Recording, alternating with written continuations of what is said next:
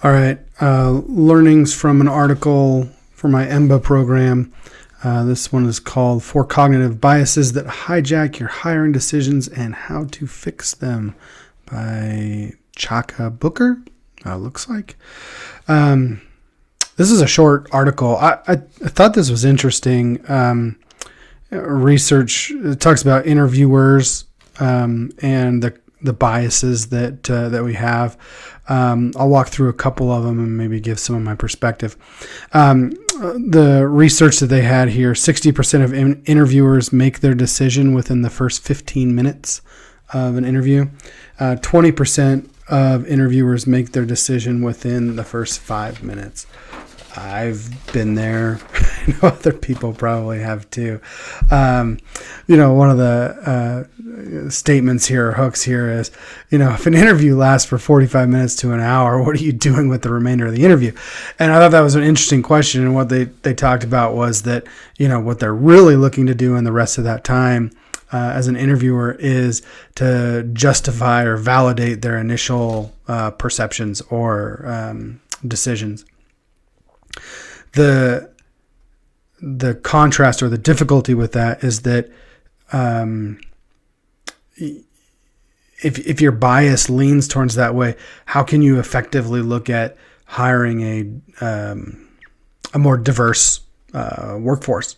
And so they start to go into a little bit about how the brain processes and looks through this interviewing, and they talk about independent and dependent influences, meaning that events that are dependent, one event influences the probability of another event, whereas independent ones, they don't have any influence on the probability of the other event, right? And what they're talking about is that during an interview process, when you ask questions, most of the time we sit there and think of we treat these as dependent events. So the response to the first question creates a bias towards how they respond to the second question. When in reality, if we wanted to truly increase our talent or workforce, we really need to look at those responses to those questions as independent events. Okay. They talk about how that leads to a halo and horn effect.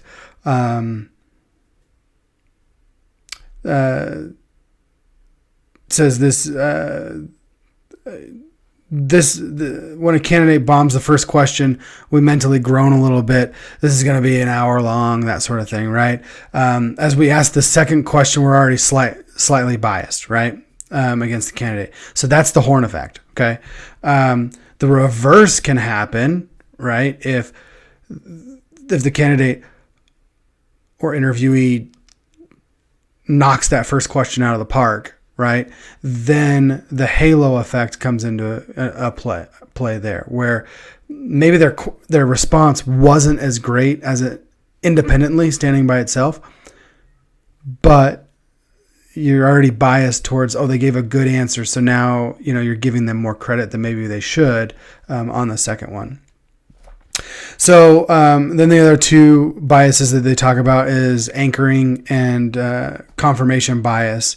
So people, their final decisions based off of the hiring and interview process is heavily dependent on and some sort of anchor, right? Which is typically like the first piece of information that they learn, right? So if they learn something, your mind just automatically goes and grabs onto that, and so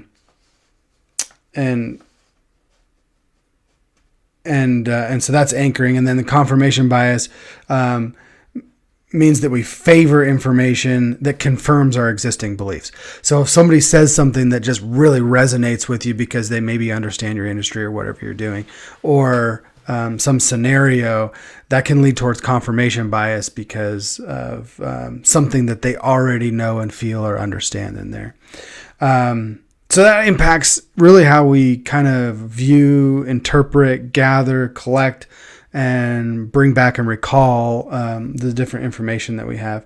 So the way that they approached that was they talked about hold and reset, which really goes deeper into more of the, as you do interview questions, getting more independent thinking of how you look at each question, right? And the responses to that. And so basically, you kind of hold back and really judge each interview question as an independent event, right? And you constantly reset, meaning you can't let the previous answer bias your opinion towards responses to the next one. Okay. So I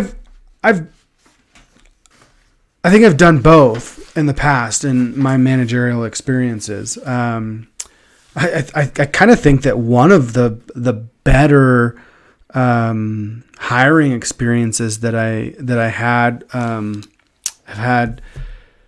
I created a grid and I essentially asked all of the candidates that got to my level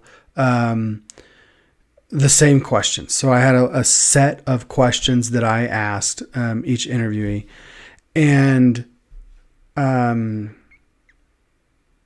I put together a matrix, and I basically ranked kind of a 1 to 10 scale on how I think they responded to each one of those questions.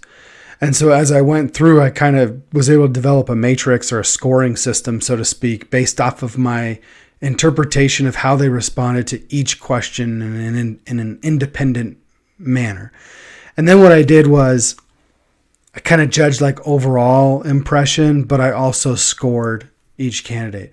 So I quickly was able to determine, which ones were scoring higher than others. And that was able to just kind of see, honestly, kind of validate some of the impressions that I had. But it was more data driven on how they scored for each of the individual questions. And some were better than others, right? In different areas. Some were more important for the job role that we were hiring for, right? And so you can weight those differently if needed. Ironically, during that hiring process, we actually found we were looking for one person and we actually found two because both of them fit the criteria that we were looking for. And I looked at that as a really positive experience. Other times when it's just been more ad lib, conversational style, not really pointed. I will admit that I've had difficulty in deciphering from a hiring standpoint of who should really be in there. So I think that my bias probably played a lot more, or factored in quite a bit more in those scenarios where it was more just overall impression. And I probably didn't even realize that at the time that, some of those biases were probably in play early on in those interviews to develop the perceptions that I did of those candidates.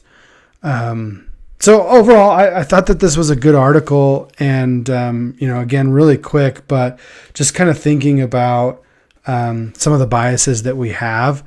I like the idea, the concept of, independent versus dependent thinking and the hold and reset model where, we really need to be, I think, a little bit more patient with people and let people, talk about their experience in a way that is more of an aggregate versus us carrying our, as a interviewer that we're carrying biases over from question to question.